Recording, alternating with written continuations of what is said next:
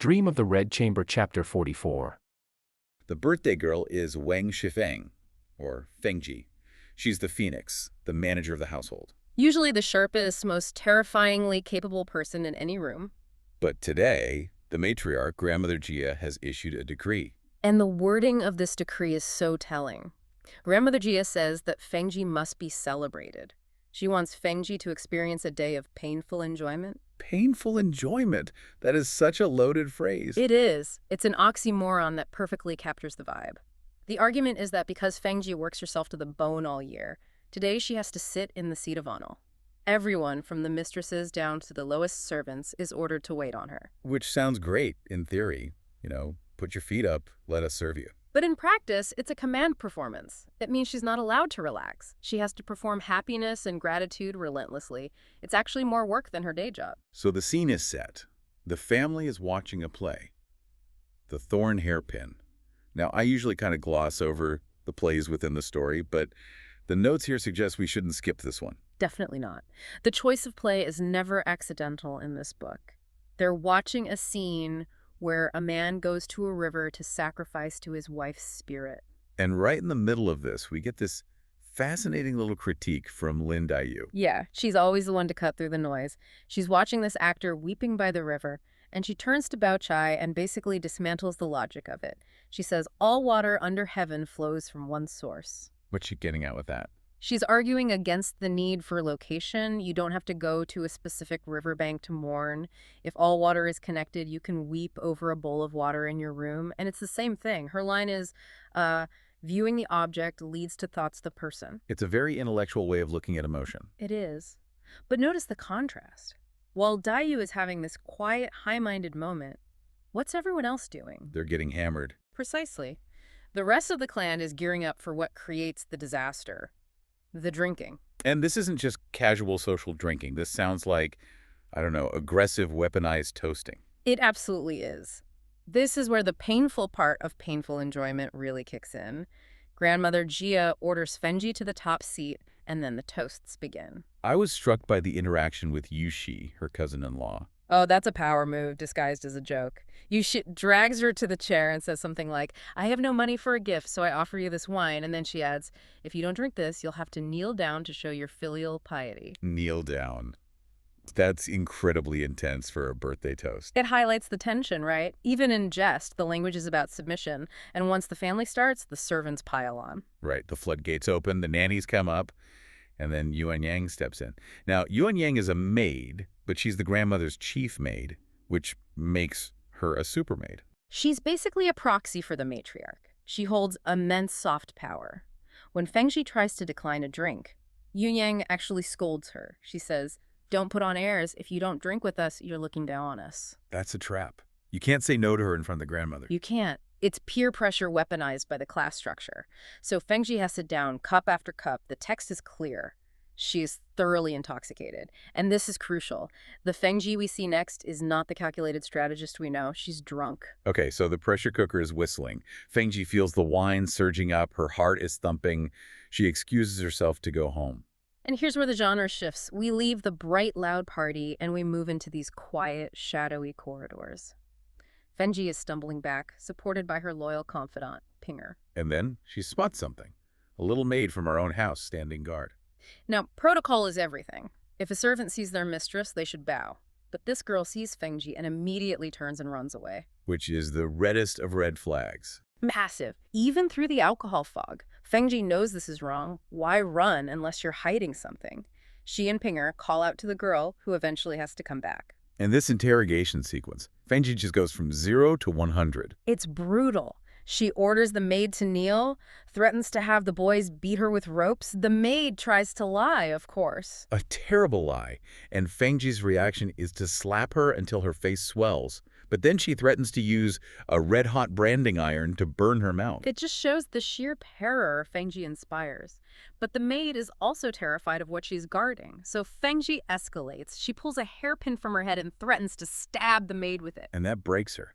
The maid spills the secret. And it is not small news. The secret is that Jia Lian, Fengjie's husband, is home. He's opened the family chests and taken silver, hairpins, and satin. And he hasn't taken them to go shopping. No.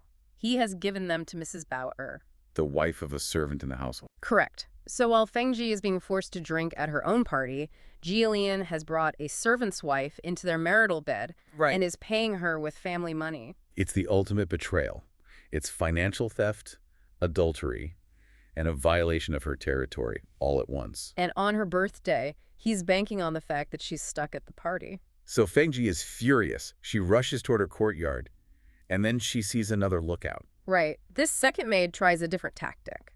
She runs toward Fengjie, pretending she was just coming to report the situation. But Fengjie's too smart for that, even drunk. She sees right through it, slaps the girl, and creeps up to the window to listen. And this eavesdropping scene is just devastating. She hears Mrs. Bauer and Jillian laughing. And then Mrs. Bauer asks, "When will that king of hell wife of yours die? Then things will be fine." King of hell wife. Wow. That shows you how she's perceived. And Jillian doesn't defend her. He just says a new wife might be just as bad. So Mrs. Bauer suggests he promote Pinger to the main wife position. Okay, we have to pause here. Because Pinger's standing right there, next to Fengjie outside the window. They are hearing this together. Exactly, and this is the turning point. Jillian replies to the suggestion. He complains that Fengjie doesn't let him touch Pinger anymore. He claims Pinger is full of grievances against Fengjie, but dares not speak. He calls Fengjie a yakshini, a flesh-eating demon. So he is effectively framing Pinger. He's painting a picture where Pinger is his secret ally. He's co-opting her into his betrayal. And in Fengjie's drunken, paranoid state, she believes it. She thinks, my husband is cheating, the other woman wants me dead, and my loyal assistant is actually laughing at me behind my back. It breaks her reality, which explains the next part, the part that shocks most readers. She kicks the door open, but she doesn't attack the husband first. No. She doesn't even attack the other woman first. She turns around and slaps Pinger. Why? Pinger hasn't done anything. She's literally just standing there holding her up. This is the core psychological insight of the chapter. It's misdirected rage. Attacking Jillian is dangerous. Attacking the other woman is necessary. But the betrayal she imagines from Pinger hurts the most. So she strikes the ally. She strikes the safest target. Pinger is her servant. It's an immediate physical vent for her rage. She slaps Pinger, calls her a traitor, and then storms in. The scene inside becomes total chaos. Fengjie is tearing at Mrs. Bauer, screaming, "You whore! You steal the master's husband and want to kill the master's wife." But she doesn't stop punishing Pinger. No, she turns back and hits her again, accusing her of being complicit. And poor Pinger, she's literally the punching bag here. She starts crying and cursing the adulterers, shouting, "You do your dirty business, why pull me into it?" She's desperate. Now look at Jillian. A minute ago, he was drunk and happy. Now he's been ambushed. At first, the text says he's ashamed. Shame usually makes people retreat. Usually. But then he sees the chaos. And he sees Pinger getting involved in the scuffle. And how does he interpret that? He sees it as his authority collapsing. His shame curdles into anger. He needs to save face. So what does he do? He starts kicking Pinger too. Unbelievable. So she's being beaten by the wife for being a traitor. Yeah. And beaten by the husband for being uppity. He calls her a whore and asks, "You act up and hit people too." He's projecting his guilt onto her. Pinger is completely wronged. She is being physically assaulted by both of them for the crime of just existing near them. The injustice is overwhelming, and for a servant like her, there's no court of appeal, so she runs to find a knife. A knife. It escalated to a suicide attempt that fast. That's how high the stakes are. Suicide, in this context, is a form of protest. I will die to prove my innocence. Does seeing this snap Fengjie out of her rage? Does she realize she's pushed it too far? No, and that's the tragedy. Paranoia interprets everything as a threat. She sees the suicide attempt as manipulation. She thinks it's a bluff. Exactly. Fengjie charges into Jillian's arms, literally headbutting him, and screams for him to strangle her.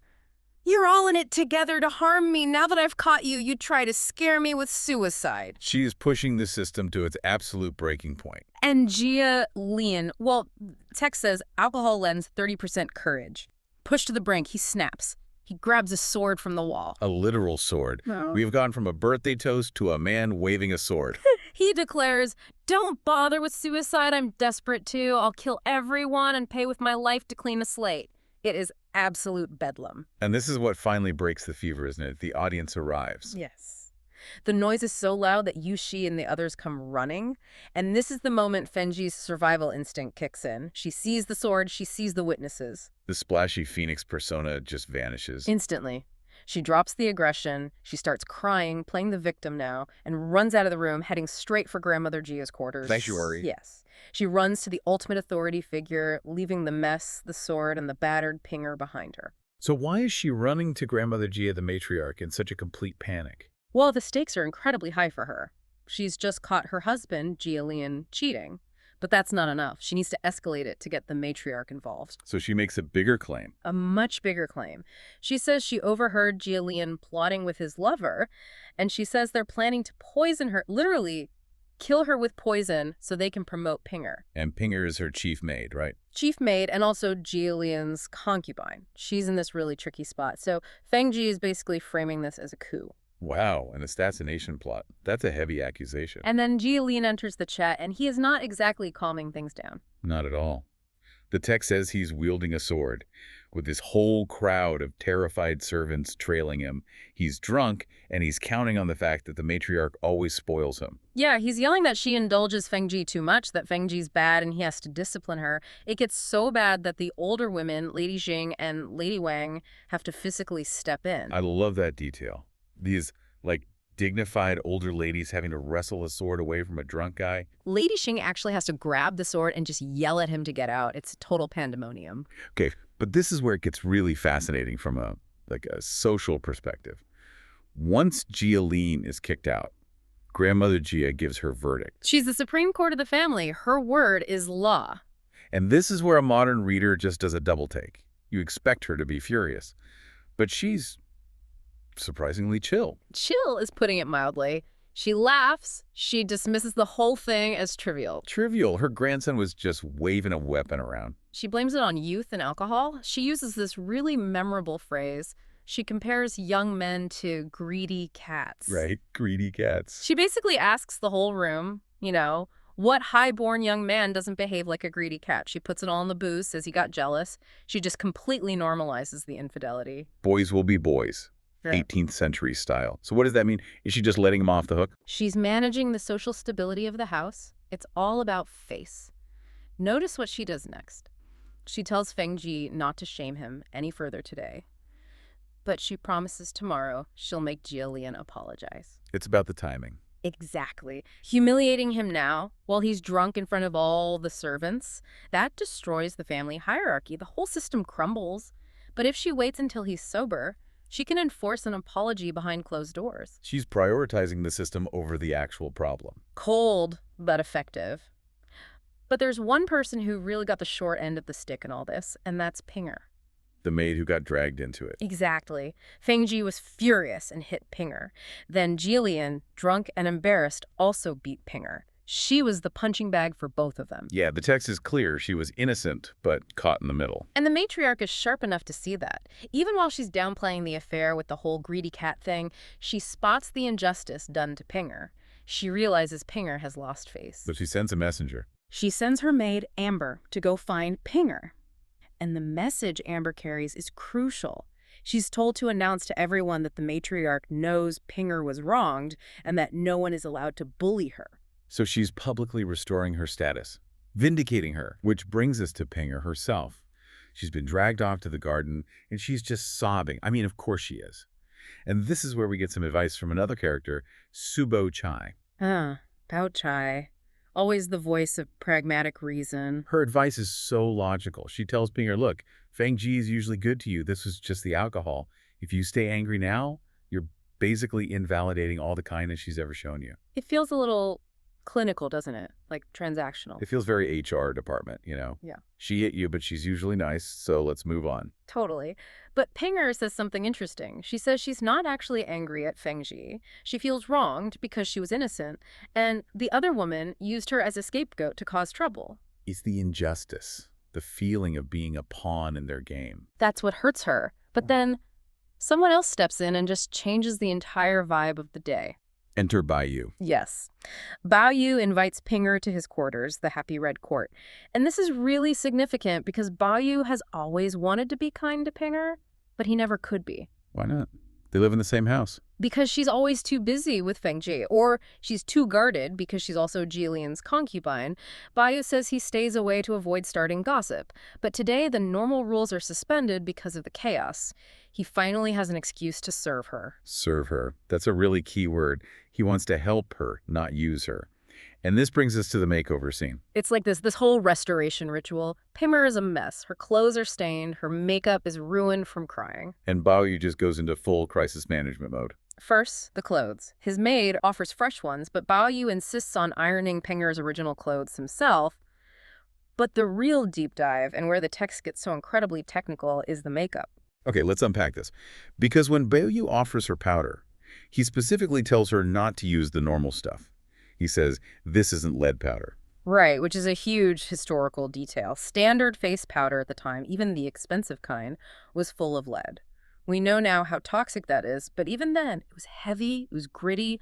Over time, it would make your skin look dull or even blue. So Baoyu's like, don't put that toxic stuff on your face. What does he offer her instead? He has a special powder made from the 4 o'clock flower, which is purple jasmine. And the text gives us the recipe. They take the seeds, grind them up. But it's not just crushed seeds, right? There's more to it. No, they steam the ground seeds with spices and fragrances. And this method creates a powder the text describes as light, white, and red fragrant. The key is the texture. It's moisturizing. It doesn't cake on your skin. Sounds like something you'd buy at a boutique beauty counter for like $100 today. Botanical, non-comedogenic setting powder. It's exactly that. But then comes the rouge. And this part blew my mind. It's not a powder or one of those paper sheets. No, this is next-level cosmetic chemistry. He opens this tiny white jade box. Notice the packaging: white jade, super luxurious, cool to the touch. Inside is what looks like a rose balm or a cream. And the process for making it is so specific. Bayu explains it. They take fresh rose juice, not dried petals, fresh juice. And instead of boiling it down, which would kill the scent, they filter it through silk to remove all the pulp. So you just get the pure pigment and oils. Precisely. Then they steam it with floral dew, which is basically a hydrosol. This creates this hyper-concentrated balm. And the way you apply it is crazy. He tells her to use a tiny hairpin. You just pick up a speck the size of a mustard seed, you put it in your palm with a drop of water, and melt it with your body heat. It's heat activated. It is. You create this emulsion in your hand, and that one tiny speck is enough color for your lips and a flush for your whole face. The text says it leaves the skin sweet and fragrant. It's not just makeup, it's skincare. So Pinker uses this jasmine powder and this rose balm, and she's transformed. She looks fresh again, and Bayu adds one last touch. He takes a pair of bamboo scissors. Again, notice the material. Bamboo, not cold steel like Jillian's sword. Good point. And he clips a twin-stemmed autumn orchid and puts it in her hair. It's a complete 180 from the violence earlier. But I have to ask, why? Why is Bayu doing all this? Is he just flirting? Because, to a modern ear, a guy fixing a girl's makeup sounds like a move. Well, if we look at his internal monologue in the text, it's pretty clear it's not sexual desire. It's a deep, almost philosophical empathy. He's thinking about the men in his life versus the women. Right, and he has some strong opinions about Jilian. He sees Jilian as vulgar, a lustful fool who doesn't know how to nourish beauty. He sees Jilian as someone who just consumes women like a greedy cat. And he sees Pinger as this tragic, clever, handsome figure. Yeah, he thinks about how hard her life must be, stuck between the fierce Fengjie and the vulgar Jilian. And that realization actually makes him cry. It does. It's such a standout moment. He's alone for a second while Pinger is washing her face, and he just starts weeping. He's thinking about how she's an orphan. No family. No parents, no siblings, all alone. She serves these difficult masters perfectly, and her reward is getting beaten and humiliated. He feels the weight of her existence, what he calls her thin fate. And what does he do with that feeling? He doesn't just sit there. He does her laundry. It's the act of service. He irons her clothes. He sees her handkerchief, which is stained with her tears and that old, ruined makeup from the fight. And he washes it. He washes it himself by hand. And there's something so intimate about washing someone's tear-stained handkerchief. He's physically washing away the evidence of her trauma. The text says he feels both happy and sad doing it. Happy that he finally got this chance to care for her, to exhaust his heart for her, but sad because he knows it's temporary. He can fix her makeup, but he can't fix her life. She has to go back to them. It's such a stark contrast to everyone else. The matriarch managed the politics. Bao Chai gave logical advice, but Bai Yu just wanted to make her feel human again. Exactly. Okay, let's just unpack this for a second. I want you to imagine waking up. Yesterday was just absolute chaos. Jilian, the husband, was caught cheating. Shifeng, his wife, the Phoenix, went into a complete jealous rage. And Pinger, her loyal aide, got slapped by both of them in the crossfire. Just a disaster. A total meltdown. And now it's the next morning. The text gives us this really stark image of Jilian. He slept alone in this cold, quiet room. He wakes up, the alcohol's worn off, and all he's left with is just regret. That horrible clarity of the hangover, it's the worst part. Yeah. He feels the whole thing was caseless. He's thinking, why on earth did I do that? But he doesn't get to hide under the covers. Lady Jing, his stepmother, walks in. And she's not there with a glass of water and some aspirin. Not at all. She's there to summon him to the highest court in the land, Grandma Jia, the matriarch. This feels like being called to the principal's office if the principal also controlled your allowance, your reputation, your entire future. That's a very fair comparison. Jia knows he's in deep, deep trouble. He goes to Grandma Jia, and the first thing he does is kneel. He tries to play it cool, though. Oh, of course. He puts on a smile and says, I drank too much yesterday. I disturbed your peace, old ancestor. I'm here to accept my punishment. He's trying to breeze right past it, like, oops, had a few too many, my bad. Trying to minimize it? 100%. But Grandma Jia, she is having none of it. And this is where the language gets so interesting. She doesn't just say, you were drunk. She accuses him of pouring yellow soup down his throat. Yellow soup. I saw that in the notes. Is that just a weird translation or something? No, it's a specific term. Huang Tang. It's a derogatory term for alcohol, and it is very, very specific. It sounds gross. It's meant to. It's visceral. It's supposed to evoke, bodily fluids, waste. She's essentially saying, you filled yourself with filth. She's not romanticizing the wine. She's calling it swill. And then she says, because of this soup, he acted like a corpse. A corpse. Wow, that's heavy. She's stripping him of his humanity. She's saying, you weren't a person. You were a dead body that just suddenly woke up and started beating people. But here's the key insight. Grandma Jia isn't actually lecturing him about morality. She's lecturing him about aesthetics. Wait, explain that. She doesn't care that he cheated on his wife. Not really. I mean, in this era, for a man of his status, affairs were common. Her issue isn't the infidelity. It's that he was dirty. Yeah. That he was smelly. She uses this great idiom, you steal chickens and pet dogs. Which means what exactly? It's slang for having these low-class, trashy affairs with people completely beneath his station. She's basically asking him, aren't you ashamed? You come from this great noble house, and you're dragging this kind of behavior into our home. So it's all about brand management. She's saying, stop embarrassing the family logo. That is the perfect way to put it. Yeah. It's about the dignity of the clan. She even points out that he has Jifeng and Pinger at home. Two sophisticated, beautiful women, and yet he's going out looking for dirty things. It's an aesthetic offense to her. And then she drops the ultimatum. It's so simple. She says, if you have me in your eyes, meaning if you respect my authority at all, you will apologize to your wife and take her home. If not, get out. Don't even bother kneeling to me. It's just so interesting to see the power dynamic. Jilian is the husband. Technically, in a patriarchal society, he's the boss. But not here. Grandma Jia overrules everything. She is the apex predator of this household. And Jilian, he's a pragmatist. The text says he has a belly full of grievances, so deep down he still thinks he's right. Of course he does. But he dares not speak. He knows that apologizing is just the fastest way to make this whole headache go away. So he swallows his pride. He turns to look at his wife, Shifeng. Now, usually, Shifeng is the Phoenix. She's glamorous, she's sharp, she's terrifying, covered in jewels.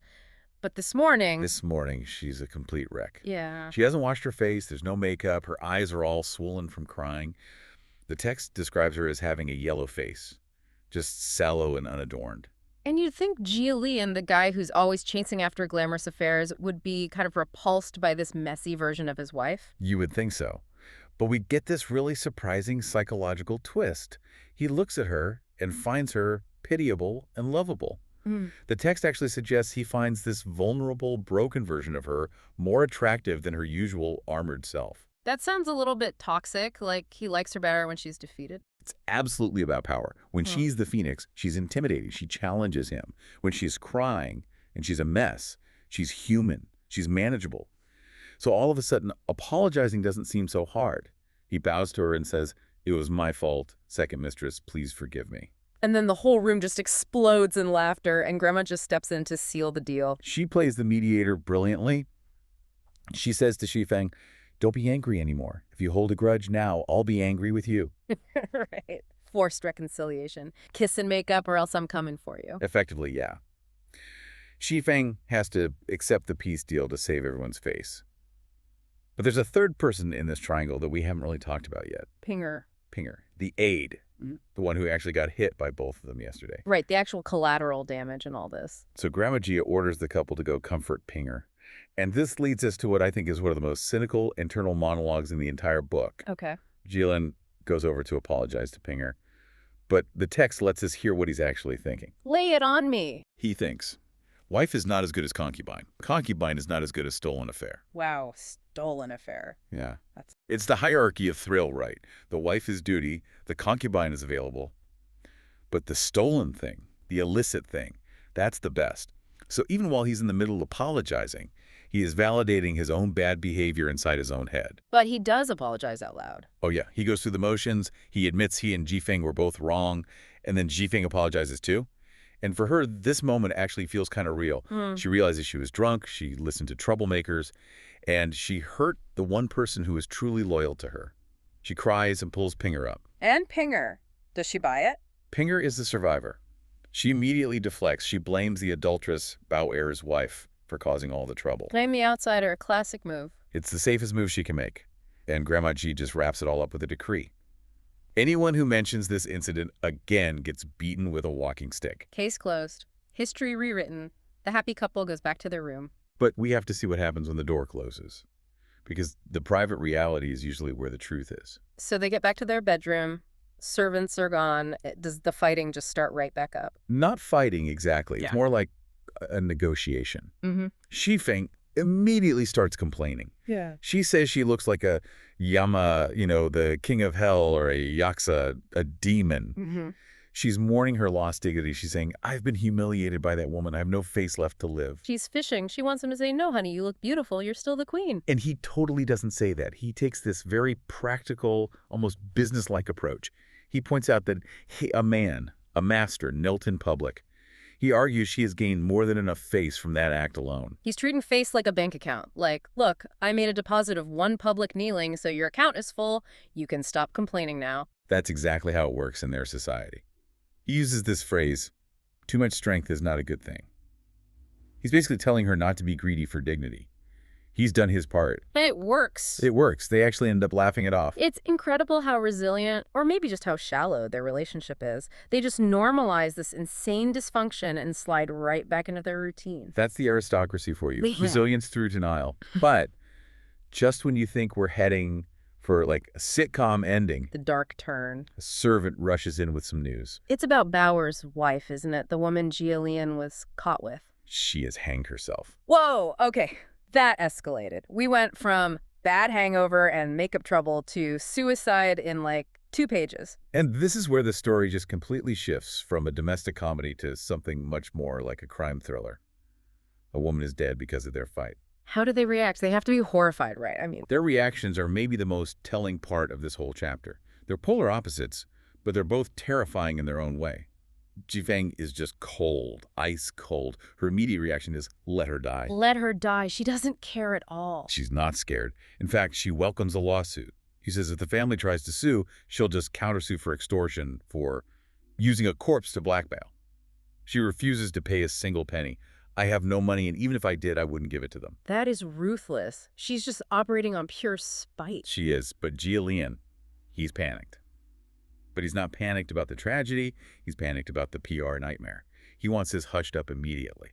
So how does a wealthy nobleman in the 18th century cover up a suicide he caused? I'm guessing he doesn't call the authorities for a real investigation? No, he calls his accountant and his connections. He completely ignores Shifeng's refusal to pay. He goes behind her back to the household steward, Lin Zixiao.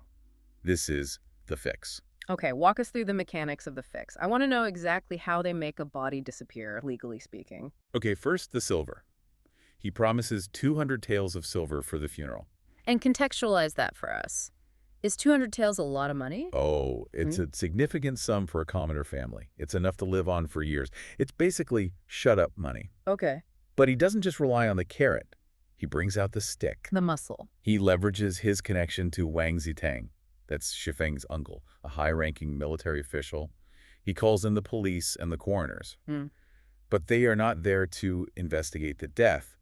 They are there to intimidate the family. So you've got the victim's family, they're standing there, they're grieving, and suddenly the cops show up, but they're shaking hands with the guy who caused the suicide. That's the reality of it. The family immediately realizes the game is rigged.